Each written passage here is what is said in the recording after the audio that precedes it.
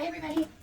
I am going to make two all-natural kind of golden flu helpers, if you will. One is going to be garlic and honey, and one is going to be onion and honey. The onion and honey is for like a cough syrup, and the garlic and honey is basically an immune booster, helps with respiratory, and I'll go over some other stuff as I chop some things up here. But I figured I would bring you along to try this out with me. Hey Google, pause music. So if you've followed me for any amount of time, you know that I have an autoimmune disease that affects not only my respiratory system, but my it's vasculitis that affects my blood vessels. It's an inflammatory disease, which I can't say I'm surprised with just all the crap that comes in our food these days. But anyways, again, if you follow me for any amount of time, you know that there was a point in time where I was on 45 different medications, from steroids to chemo to antibiotics to daily preventives for things such as pneumonia and valley fever and all of that. So this here is exciting to me. I really like to try things more of a natural remedy. You know, we as adults have the choice as to what goes into our bodies, and I'm really trying to, you know, I'm not eating all raw foods and, you know, going on some train that, you know, can derail. I'm just trying to be conscious about what I put in my body, and if I can't read the words on the jar, which if you ever have a minute, read the words on a jar of a cough syrup, I don't even know what half of those words are. I did read that there's a lot of acid in it, so I can't imagine that that's good. I just cut my onion in half and then went along and sliced it again into basically like moon shape pieces. So as you can see, it's broken up there. So we have the choice to really decide what goes into our body, and I'm really trying to pick more natural things that I at least A, know how to pronounce, and B, you know, I think back to when our ancestors were first coming into the country, they didn't have modern medicine like we have these days. And I'll be honest, I feel like some of these medications are actually hurting people, not helping them. In my case, I was on so many medications to combat a side effect from another medication that I was just drugged up, to where there was times I never wanted to even get out of bed or function. So, you know, I look at things like this as all natural, that not only do I know what's going in my body can process it better. So I'm excited about this. So this is yellow Vidalia brown onion, whatever you want to call it. Not a purple onion. I did read that you could use a purple onion, but then it just has like sweeter properties. So onion, and then you're going to take honey. I chose to get honey local to where we live, because they say that if you use honey from where you are, it helps with your allergies. Because what do bees do? They pollinate the plants that are around us, right? So if we're eating the honey from the bees that are in our neck of the woods, so to speak, then we're already going to have some of the immunities to the roses that are around us, or the natural flowers that are around us, or even the weeds for that matter, that are in our area. So we're building up kind of that immunity to those pollens, if you will. So here's a mason jar. This is a ball mason jar. I already washed them, but this is a pint mason jar, and I'm basically just going to pour the honey in until it covers the onions. What this is going to do is going to create a cough syrup. This will not be ready for 1 month. So today is September, I think 14th or 15th. So it'll be perfect for cold and flu. I actually already got my first cold of the season. I went to urgent care last week, and they pretty much told me, well, it looks like pneumonia based on your chest x-ray, which always looks like that. But they said, you know, it could just be viral. You could try to take over-the-counter stuff. And again, reading NyQuil and Tylenol cold, I don't know what half the crap is in there. So I decided to go online and do some research, and that's where I found these bad boys. So once you have it covered, they say you want it to cover the top. So right now you can see the onions are kind of protruding out. So I'm going to do a little bit more. You don't want there to be so much in here because you want it to be able to have room to ferment. So what's going to happen is the onions are going to gas off as they ferment. And when that happens, you just want to basically pop, you know how the mason jar comes with the ring lid and the snap? You basically just want to snap it and let the gases come out and then reseal it. About every other day, I would recommend flipping it. On its lid, back on its bottom, back on its lid, and then as you gas it, flip it. It's kind of a labor of love for the next few weeks. You really want to mix it up so that it ferments well. And then at that point, as long as it's kept in a cool, dark place, they say that it's good for really eternity. I'm not so sure that I like that theory, so I'll probably go with like a year. But they say that because of the fermentation and the honey, as long as it's in a cool, dark place, it doesn't go bad. So we'll see. Maybe we'll consume it to where I just need to make it every year. So I just sprinkled some honey in. I don't know, it's probably a teaspoon if we're lucky. And then I'm going to put 2 cinnamon sticks in. This is optional. One of the girls that I follow did this, and she said, for my immunity or my autoimmune group, she said that it just kind of helps with the flavoring so it's not as harsh. So as that honey's settling, the onions are kind of poking back up again, so I'm going to do just a little bit more. Now, here's the trick to this. Once it's ready in 1 month, you want to make sure that you never, ever dip a spoon, clean or not, into it. You always want to pour onto your spoon or into your little medicine cup. That's how you prevent cross-contamination. So just make sure you're never dipping into this jar. You always want to pour out of this jar.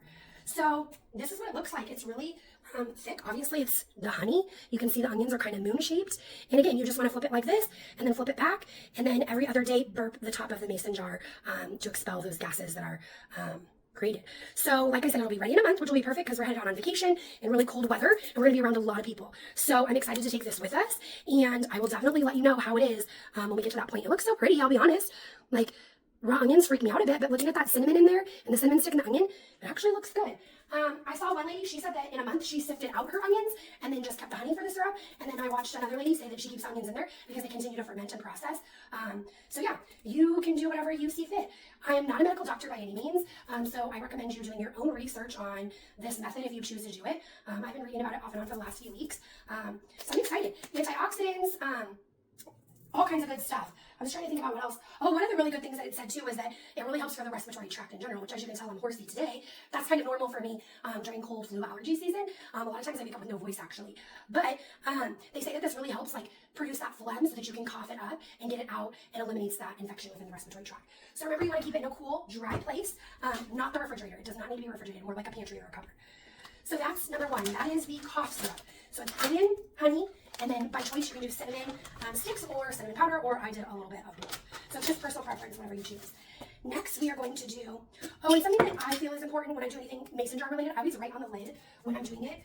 So like I said, today is September, what did I say, 14th. So 9, 14, 24. And then that just helps me know, like, if it starts to look funky, I know why, when, that sort of thing. Otherwise, I know in a year I should probably ditch it. Like I said, they said indefinitely it's good, but I don't know that I'm comfortable with that theory. So, all right, let me get my hair out of the way. Next, we are going to do the garlic one. So this one is more for immunity support. My disease has obviously affected my immune system. I take an injection once a week now that kind of helps support my immune system, but unfortunately the chemo and the steroids really destroyed my immune system, so mine sadly is probably worse than a toddler who's never been to school or exposed to many infections and things. So all you're going to do with the garlic is cut off the brown root ends, if you will, and then you're going to slice it lengthwise, widthwise, it doesn't matter, just cut it in half so that it has some raw surface. I cheat and get the pre-peeled stuff. Why? Because I'm lazy and it's easier. You can peel it if you so choose, but in this method, you do not want to use jarred garlic. You want to make sure you're using real, whole garlic. I think because the jarred stuff has stuff in it already to ferment it essentially and prolong its shelf life. I don't really know why, but I just know you want to use real, fresh, raw garlic. You cannot do this with powdered garlic either. It will not have the same antimicrobial and antibiotic properties that the real garlic has. If you followed me for any sort of time, you know that I absolutely love garlic. I put it in literally just about everything we cook. I tease my husband and say that when I sweat, I smell garlic. But I honestly think that health-wise, it's really, really helped me. Garlic has so many health properties that is really quite shocking if you do a little bit of research. It helps with cholesterol, it helps with blood vessels and lowering blood pressure, which in my case is great, not because of the blood pressure, but because of my inflammatory disease in the blood vessels. So it helps with circulation, it helps with blood sugar.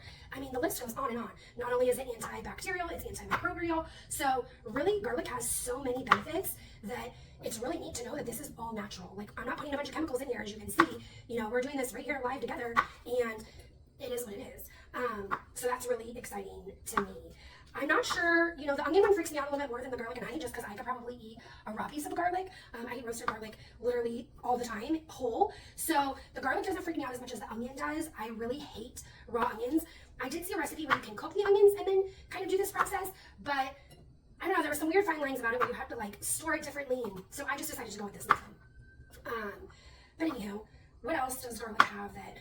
Garlic does have vitamin C and B6 in it as well, which is, just great for us. Most of us who probably don't get the right amount of vitamins that we should as adults. So that's also great. I wrote down some notes. Let me see if I did read that garlic helps with skin conditions too. So like acne, rosacea, sometimes it's said to help with alopecia. Not that it's going to cure it, but that it's a booster. It helps those kinds of things. So that's also exciting. I had no idea that garlic helped with skin things. So I think I pretty much covered all the things of garlic. Obviously, you can Google it on your own to see all the things that it helps. But basically, once you cut up the garlic, you're going to do the same thing you did with the onions.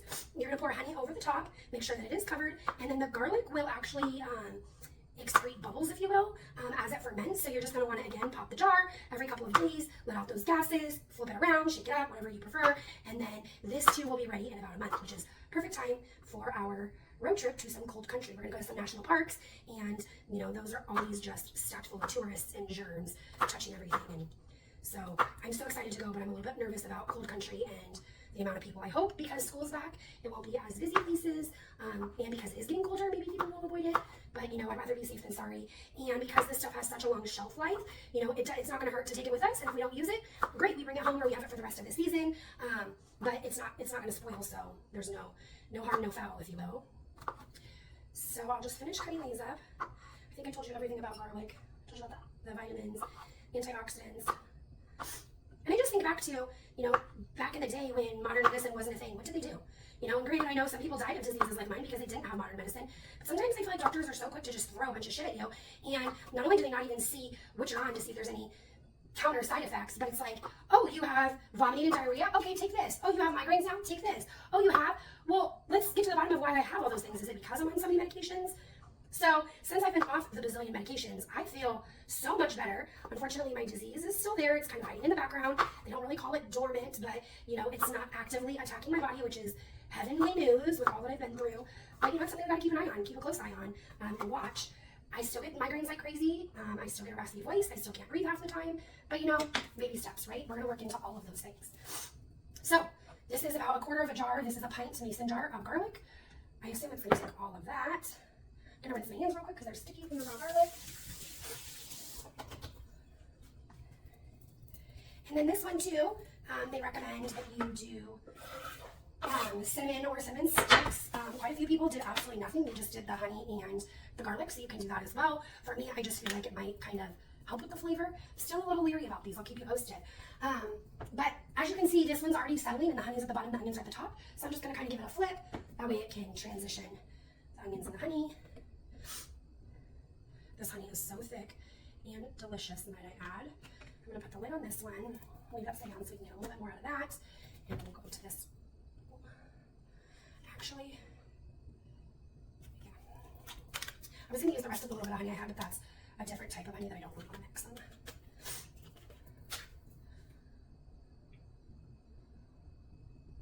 So remember, the one with the onions is the cough syrup. It's going to help expel that mucus.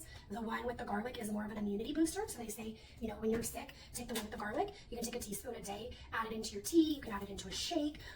But everyone that I've read literally says they take it straight as is. They don't do anything else to it.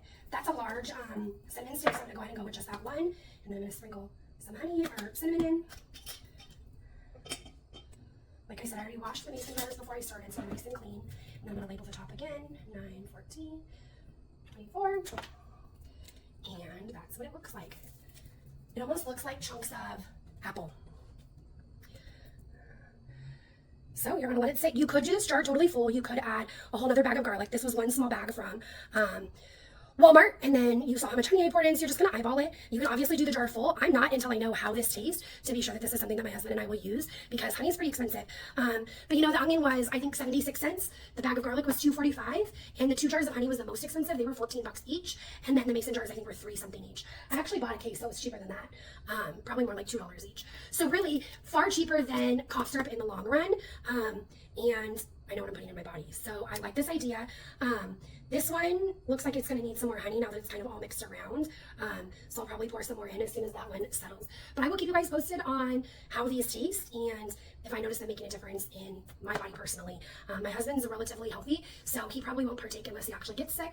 But for me, pneumonia is a very common thing, especially as fall and winter approach. I had pneumonia, I think, 6 times last year. So for me, I'm really excited about this. And if it's something that I can easily just put a tablespoon in my tea or my coffee or what have you, we'll see. So I'll keep you guys posted. Have a great day. Bye for now.